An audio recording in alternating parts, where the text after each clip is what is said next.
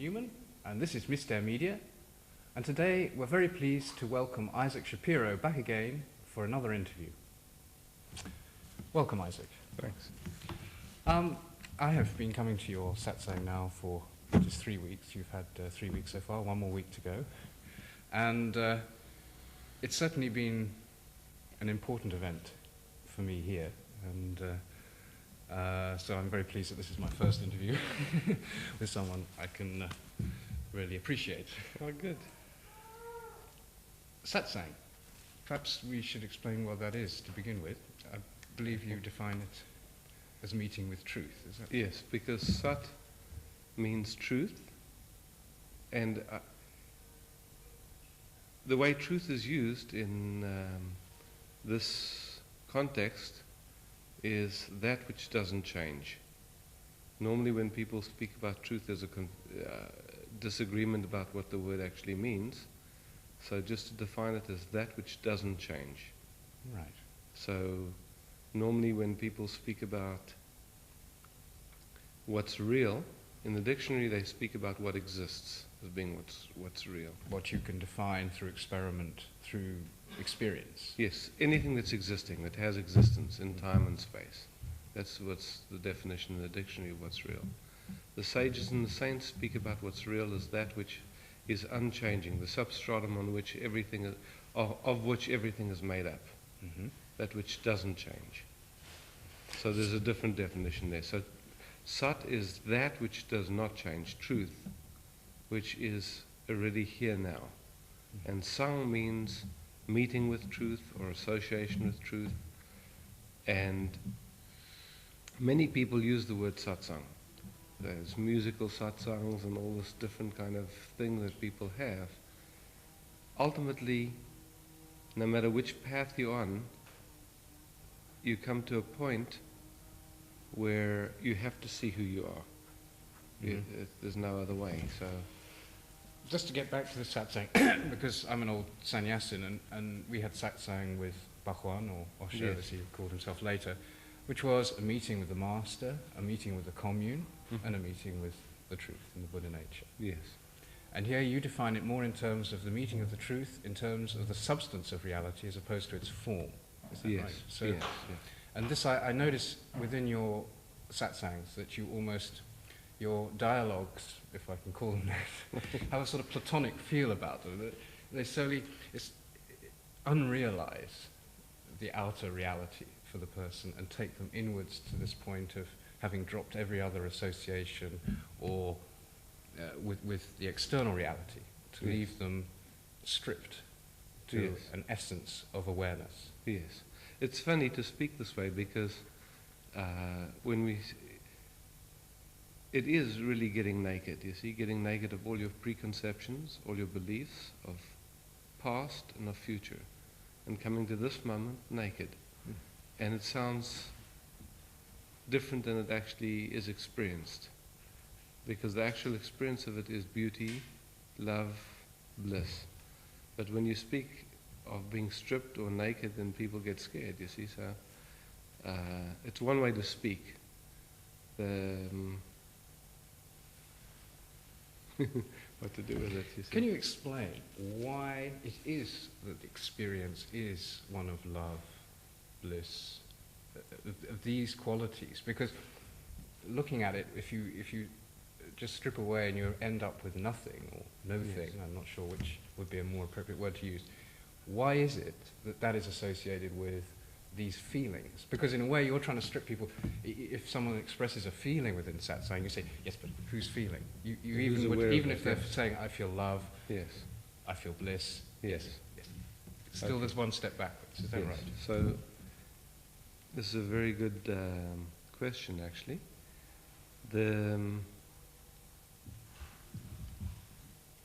And I watched the tape of Nisargadatta where he spoke about this. He spoke that the truth is that there's nothing, yet my experience is that I'm everything.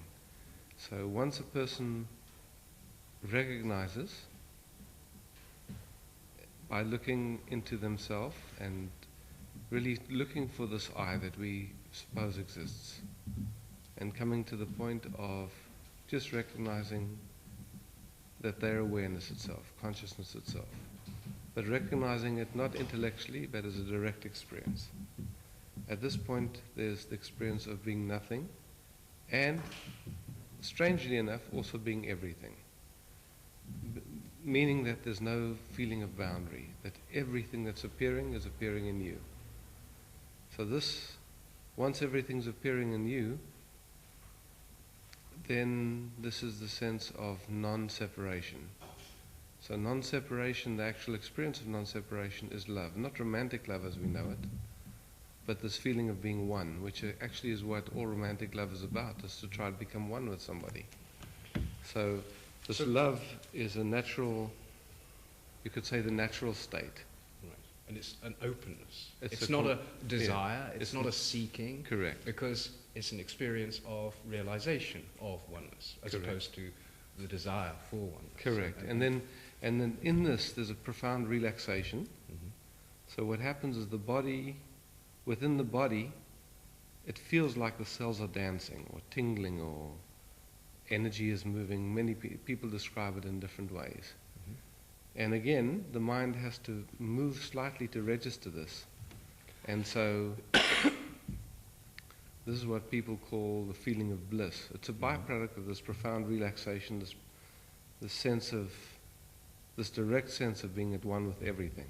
Right. And- I was blessed about 12 years ago to experience this for about a week. Yes. After a group where I became a sannyasin at that time. Yes. It felt like I was in love with the universe, and the Yes. universe was in love with me, and there was Yes. just no way this was ever going to stop, because there was Yes. no reason for it to stop. You know, somehow it was. It did. It did, because it happened in an instant. Yes. And it was to do with a relationship situation. Someone criticized me, and somewhere I fell out of it again, you know. And I've never re-experienced it in that way. I've had various experiences of experiencing this oneness in different ways, and it's interesting that the mind can experience it in many different ways. Yes. This being in love with the universe was one. Yes. Another one where I actually experienced it more in a visual thought terms of the whole universe inverting, so that it was inside rather than outside. This Yes. was also associated with an experience of bliss. Yes. So there are obviously various different experiences that are possible, Yes. depending on your attitude of mind at the time, perhaps, and Just how it touches what's you. being revealed, yeah, what's being revealed in that moment. You see, there's a lot of, what you're speaking about is the normal mind process, the normal habit of attention, instead of being focused outward onto our perceptions and our interpretation of them, onto our thoughts and our feelings and the interpretation of them, the mind is for an instant turned in on itself. Mhm. And in this instant, there's this experience of being at one with the universe. And then this can reveal in various ways, just like when you have an ocean, the ocean is vast, and there's waves on the surface of the ocean. 5 feet under the ocean, there's a different experience of the ocean. Mhm. And 60 meters deep, there's a different experience again. So it's all ocean, and these experiences of melting into the truth of your own being can have different flavors, but ultimately the core of it is this oneness, this lack of any trouble, this sense of Right. being at home. So in a sense, we are a wave, but we are a part of the ocean. Yes, as of a course, whole. of course. Okay. Perhaps I'd like to guide us back more to your history of life, in a way, just to understand how you came to Papaji, because that would be interesting me. I mean, you haven't always been practicing satsang, obviously. At some point, No. you were drawn to India to go to Papaji. How did that occur? What had happened for me was that at 19 I had also an experience of I would term it unconditional love. Just some profound experience happened that I can describe aspects of it, but all I can say is that I realized in that moment that this was the truth, and that what I'd been living had been a mere shadow. And in that instant also I saw that I didn't know a single happy person, and that the way my life was geared was bound to keep me caught up in the movie. So I went and resigned from studying medicine and decided that I wanted to be free. But it was difficult because I was living in South Africa at the time, and up to that point I hadn't even realized that there was a political problem in South Africa, because in South Africa in those days there was no media that was allowed to cover any opposing viewpoint, and the reality I grew up in was just that's the way things were. I didn't have any reason to question it. And all of a sudden I realized, man, something's going on here that's not of the heart. And so it was a big wake-up call for me, because all of a sudden I started to get involved politically, and also I saw that there was, basically my thinking had been completely along the lines of what my experience had been up to that point, and I could see this is really interesting to try and come out of thinking when my thinking itself is faulty. So anyway, so there was a bunch of confusion at that point also. Sexual freedom, political freedom, all these things were all clumped together as one thing, and a tremendous amount of idealism about what could be possible for people to live and all this thing. And also the tremendous realization, this was in the 60s, that what was happening on the planet was that it was kind of like Nero fiddling while Rome was burning. In that instant I realized what trouble we were on the planet. I had not realized up to that point. And most people had not even thought in those days of the environment or the monetary system and all these things that now the experts are telling us is quite in deep trouble. And all of a sudden I realized, wow, something has to happen. We can't go on like this. So that was how my search started, yeah? Mm-hmm. So I think, like many people, I got this idea of living simply in the country and being back to tribal roots and trying to live as a community, because I could see that what had happened from the Industrial Revolution and living in cities was not conducive to children being raised in a healthy way, or mothers being able to have a decent connection with their kids, and that people, by force of circumstance, and just to make a living, and by force of their own conditioning about what they needed for life, were thrust into a way of living that just perpetuated the whole thing. So you left South Africa at that moment? Or? So I left South Africa about a year later. Mm-hmm. It took me about a year to get it together. And I wanted to actually learn about community living. So I went to a kibbutz, and then I started to realize I'd been a city boy. I started to see how much poison we were using on our vegetables and all of this, and I saw what had been confirmed in that moment, what was going on in terms of how we were treating the planet and all this. Right. But this is kind of diverging in a long way. But to cut a long story short, I was really keen to come out of the suffering, and it was the most prominent thing on my mind. And it ended up where I had spent literally hundreds of hours looking at what is the mind, what are the basic building blocks of my personality, how does it all function, what's a decision, what's an attitude, what's a belief, what's an emotion, how do they tie together, how does this result in my personality, my whole thing, you see, and wanting very much to develop a way to communicate this with people so that I could be of some benefit to people.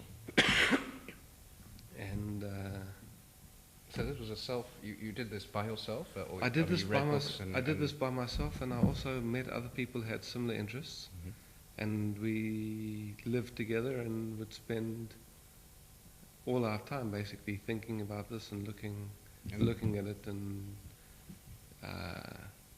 This was in Israel. no, this was Afterwards. actually afterwards. Right.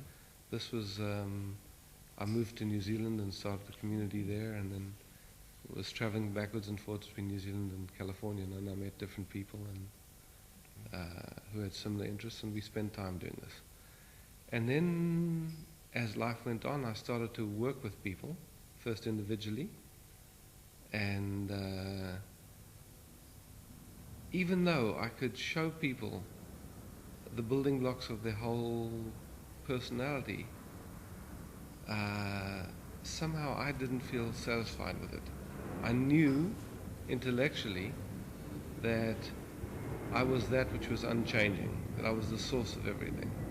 I knew it, you see, and I knew that all the drama that was going on was just my own play. I could say that it wasn't real, but still it seemed real. And still I was having trouble with my girlfriend or my wife, whatever was happening at that time, and still trying to break through the veil or something like this. You see, there were some misconceptions happening still in my psyche. And at that point I became aware of, through meeting another man, about how attention functions. So that, for example, if someone looks at you and they are judging you, that it actually has an effect on your body-mind.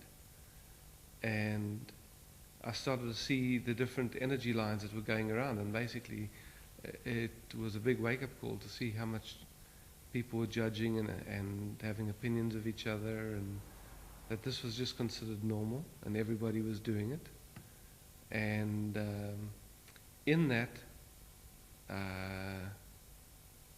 there was so much experiential discomfort that people were kind of doing what they could to get away from their experience into just living in a mental realm, basically, and just going more and more into the mind to get away from the actual experience of discomfort, getting themselves very busy and with all kinds of nonsense, basically, just to avoid feeling what they were feeling. And so I started working with people, just showing them how they were using their attention. And the work was very strong and powerful and was quite successful. And my idea was that in business, when within a business you have a secretary who has an opinion about a boss, that this ends up costing the company actually a lot of money every year.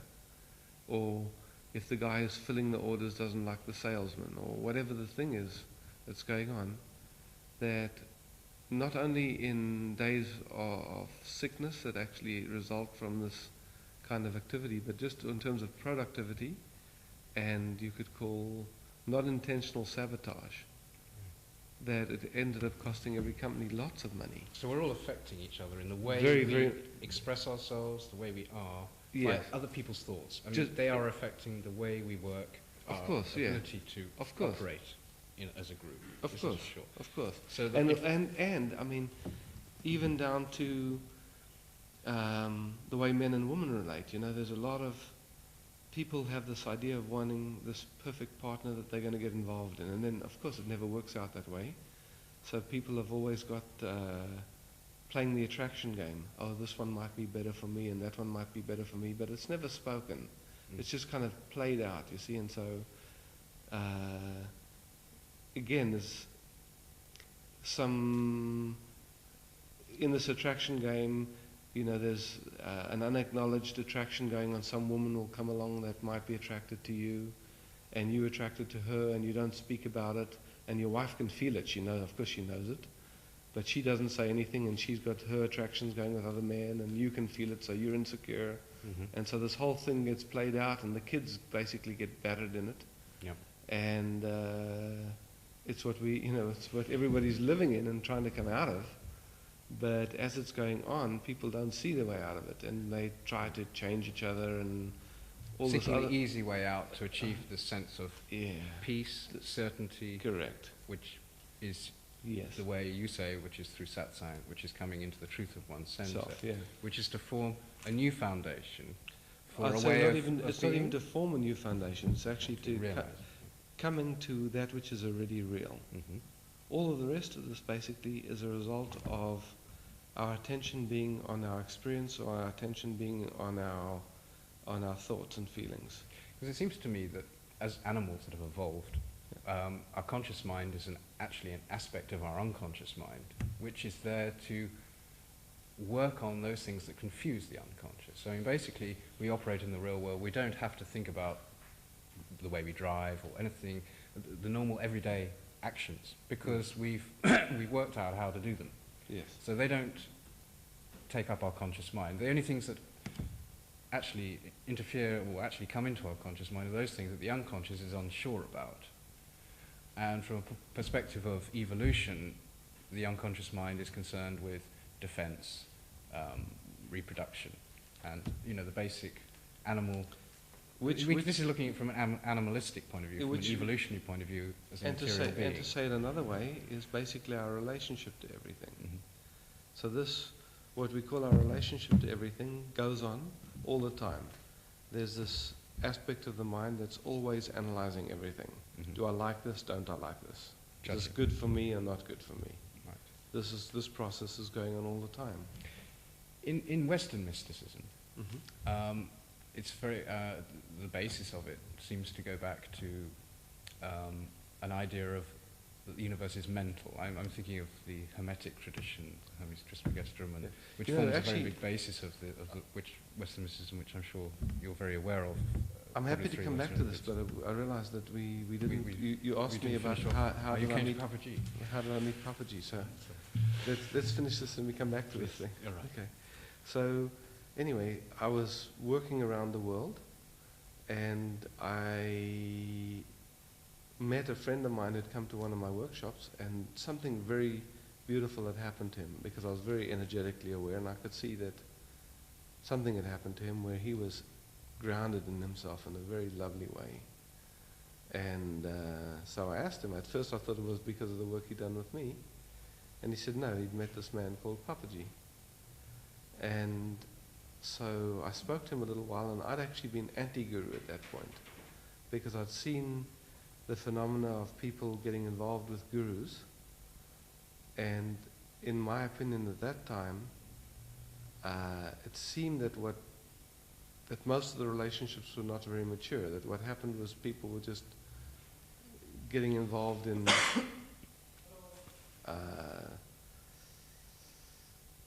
a way of giving their power away, you could say. Somebody else was going to take care of it. They were involved in this great big new adventure, this love affair with a guru, and for me it seemed like most people were losing perspective in it. So the guru took over the parental position. The parental position, and people were willing to let all kinds of things happen to them in the name of, this is the guru's device, or whatever the thing is. This happened, from my perspective, a lot around Osho. And I see it differently now also. This was just my perspective at that time. Because you could see it as a way of surrendering to the experience, whatever that is. And the master will always reflect what you need and what you're expecting. So correct. So we can have as many viewpoints as we like about everything. Right. Ultimately, no viewpoint is the truth. So. And also about someone like Osho, who one could was very controversial. Well, I wouldn't want to even start trying to judge or to pigeonhole in that way. Clearly, so. But back to Papaji, sorry. Back to. So at that time, I was not interested in the guru, but I was actually interested in meeting somebody who had been interested in truth for so many years, and who had had such a profound effect on a friend of mine. So I went to go and see him, and he blew all my conceptions of a guru out of the water because he was so ordinary and in those days so available. I mean, I sat down and had lunch with him at his table, yeah? Mm-hmm. And we were talking and joking, basically. And as he was working with people, I was seeing things that I couldn't hold in any way in my mind. But clearly something was happening to almost everybody that was there. And I couldn't see a cause and effect thing happening with it. It was out of, these things were happening, and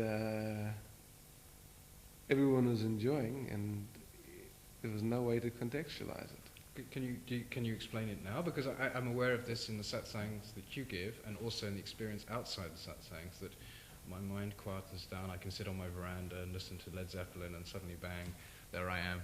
It does alter the way we are, just to be sitting together with you. And so there's something happening which is not spoken, which is not experienced. Can you explain that a bit more now than you could then? I mean, is that... Well, the only explanation really is grace. Mm-hmm. See, there is not cause and effect. In those days I was thinking of myself as someone and someone else as someone. So then, from this perspective, there's someone doing something that affects someone else. That was my thinking at the time. Mm-hmm. And Papaji doesn't have that experience. He's everyone, everywhere. And he just is living as that. So somebody comes into that field, and for no reason that you can see, suddenly they light up like a Christmas tree. Mm-hmm. And they're that also. They see that they're that. And Papaji's just laughing with them and enjoying them. And I mean... So what you're saying is... I mean, sorry, I keep on interrupting you, but I'm just trying to clarify, because this is something that I have difficulty with. I mean, it's all very well experiencing the oneness, and I'm very... It's okay, I've had that beautiful experience, and yes, I want it again, but you know, and the wanting stops, of course, it happening. But it's another trick.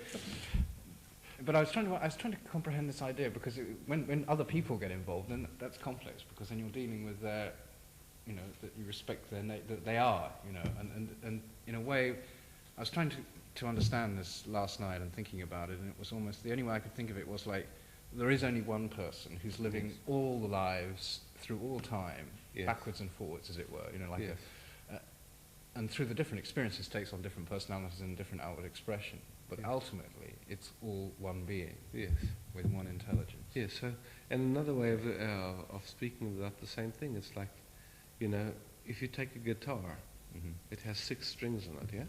Mm-hmm. And each string looks like a separate string. And you vibrate one string, and then the other strings start to vibrate. Mm-hmm. Even though you only vibrated the one string. Somehow the other strings start to vibrate. There's something that we call sound that we can't see, we can hear it, but this sound is traveling in waves, and these waves start to vibrate the other strings, you see. So when someone's mind is quiet, again, I don't know what... Infectious is perhaps the wrong way of describing it, but it does seem to open the space. We learn at some level how to calm, how to drop those... Yes, the other minds seem to come into sync with that, you see, and then all of a sudden, you're talking about something quite mundane, and somebody starts to laugh, and just laugh, and because they see the joke all of a sudden that they just couldn't see while their mind was running.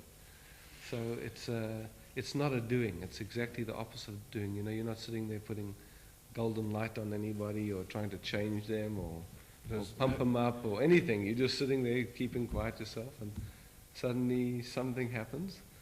And, you know, it's like again, it's very visible when it does happen if you're actually looking at it, but there's some way inside of my own being that I can feel it when it happens, even when I'm not looking at anybody. It's strange, it's not a sense, it's just a knowing.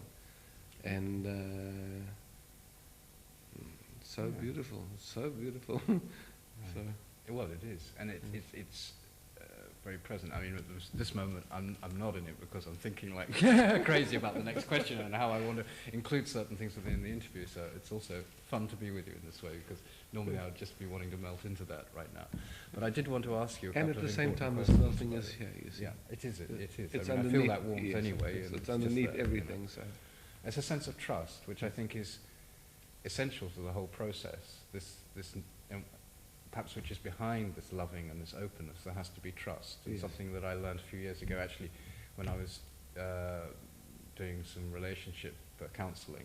I was being counselled for my relationship, and someone said, well, either you trust or you don't trust. You know, you've got to decide. Because I mean, you've got to see that it isn't that you can trust one person and not another. Either there is trust in your heart or there isn't. Yes. And it has to start with trust of the self. yes. And a feeling of being So at ease. well, this is with the whole thing again, you know, because again, you know, if you try and trust somebody, it doesn't work, yeah?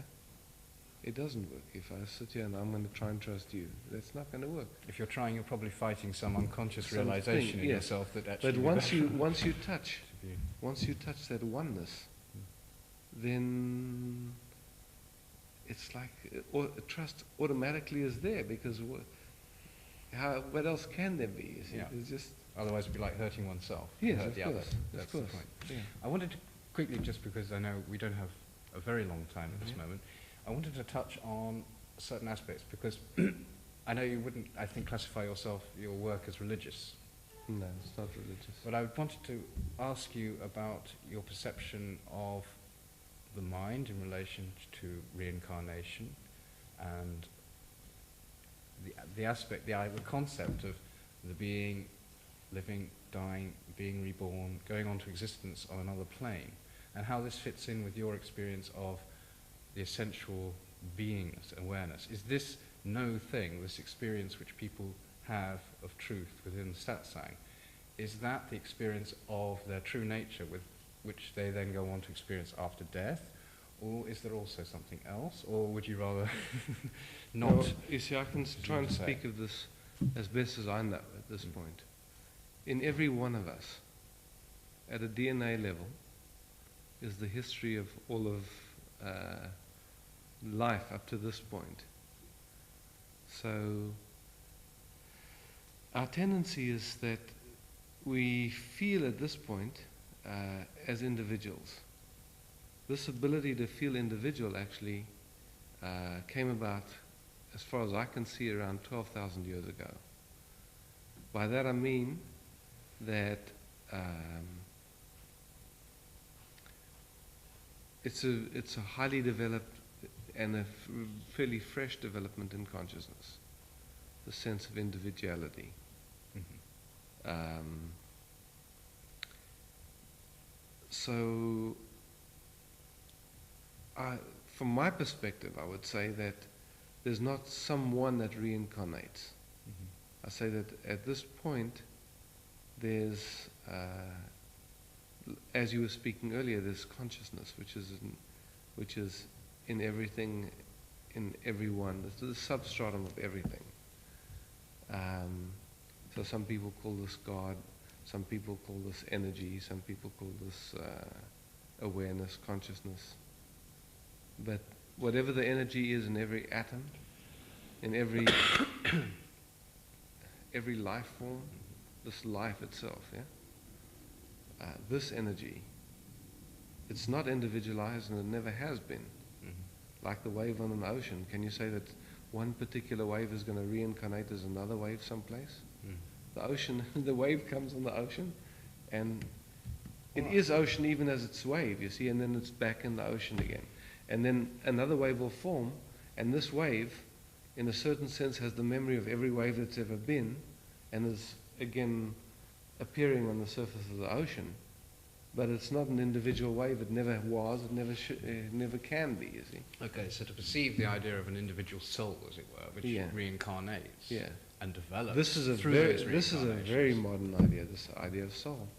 I mean, this I haven't tracked back to where the idea of soul came, but this is certainly not very old. So it's So you not so think much about an human individual beings person have been- with a sense of I that continues through, and after every life realizes its experiences in a long line. You say that it's I a would say- universal whole, and that at death we come back to re-experience the whole again, and then we dive back in, Yeah. and we have no memory of our past lives. Although people do have memories, that is just But again, you tuning see, into the general memory. I would say that's tuning into the general mind, is it? Because there's only one mind. It's almost like there's no personal thought. I mean, this again you can experience. You know, we say, I'm thinking. Mhm. But then look and see what's actually happening. Just like we say, I'm breathing, and this is easier to see with breath. You look for the eye that's breathing, there's nobody breathing. This breathing's just happening. Right. And the same thing with thinking. We say, I'm thinking, but actually in our direct experience, thinking is happening, and then we become aware of this thinking. Sometimes thinking is happening and we're not even aware of it. Right. Well, of course, that was the basis of Descartes' theories, and set off a whole change in the philosophy of the West, and our approach now, which can be seen in the way we treat nature and the world and ourselves. Yeah. But So also I want to say that when I was doing groups, I started to see this phenomena. I would notice that some thought would come in my mind, and I would just check and say, look, just take a moment to get what thought is in your mind at this moment. Then I'd ask anyone in the room to say, what is the thought that's in your mind right now? And someone would say it, and I'd say, how many people were having this thought? And usually about 90% of the people in the room were having the thought. And I would say, how many of you thought it was your thought? And again, 90% of the people thought it was their thought. And the same thing as we started to check with sensations. I'd have people come in, people that had never done this work before, didn't know what I was aiming at. Just to them, they're coming in fresh off the street. Say, okay, good, sit down. Check in your body now. What the sensations in your toes and your feet and your legs. Just get a sense. Do an overall imprint of the sensations. Now, anybody stand up and speak them, you see. And the person would go, and I'd say, how many people recognize these sensations as what you're experiencing? 90% of the people again. Okay, how many of you thought it was yours? So I started to see that what's going on is it's almost kind of like this universal mind that's moving everything. And people seem to be going, also if you check in your own experience, people seem to be going through the same things or the same issues at different times. so in a way, So people speak about this as planetary influences or who knows what, you see. it's only our association with the past which defines the separateness of our experiences in the present. I would say. Otherwise, we'd be experiencing exactly the same thing. It's only because, well, of course, we associate with the body, and therefore we position ourselves differently in space at this moment. But if we could completely drop the past in this moment and stop talking and just enter the present, we would be there together, and there would be no division. Of course. And I also see that often in satsang, I've been having an idea, I walk through the door, and you're saying exactly that, like about Led Zeppelin. I've just been listening to it, and I have to laugh. And I saw this also with Osher. In my experiences with him, with other people, the synchronicity, the sharing of thought, this is another level. So basically you're coming to the idea of a totally impersonal self, in a way, because we are all one. Yes. Which means dropping the sense of ego, the sense of being special, the sense of continuation. Yes. And this is, in a way, it's scary to the ego. Yes. It's against everything we perceive of in our reality at this time on the earth. Yes. And it leaves me with not much time to ask you about the question of what is the purpose of the earth? Is it just to merely experience this experience of reality, or is it constructed by the mind of the universal mind for a purpose, or is it just an accident? I mean, what are your views? Do you have a view on that? Do you even... Well, you know, again, we can say mankind happened from this... Dinosaurs were around for 200 million years, and all of a sudden something happened, and all these dinosaurs were found with still chewing, you see, these skeletons of dinosaurs. And then man evolved, and thinking about thinking, and this whole thing now that's now here. And this is only about 2 million years old. Now, and who knows what the next step is? The next dream. The next dream, basically. Whether we're going to all wake up and telepathy is going to become commonplace, and in actuality functioning as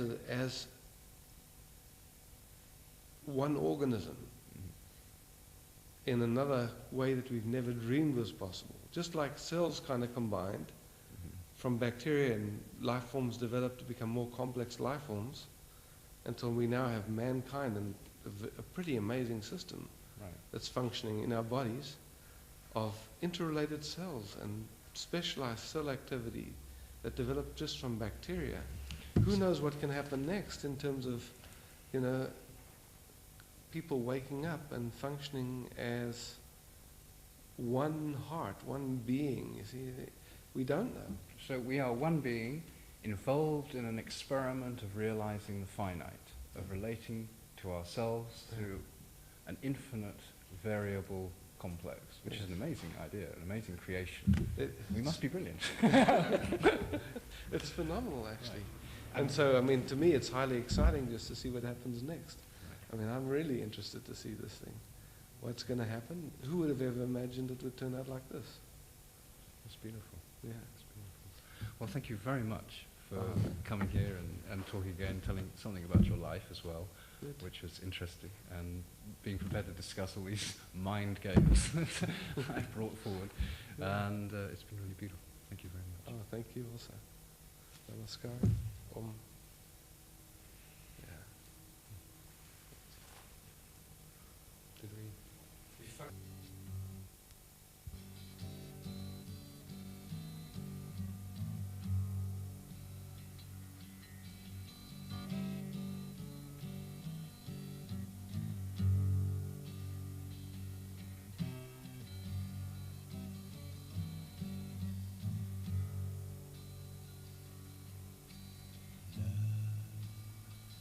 Doesn't need to score.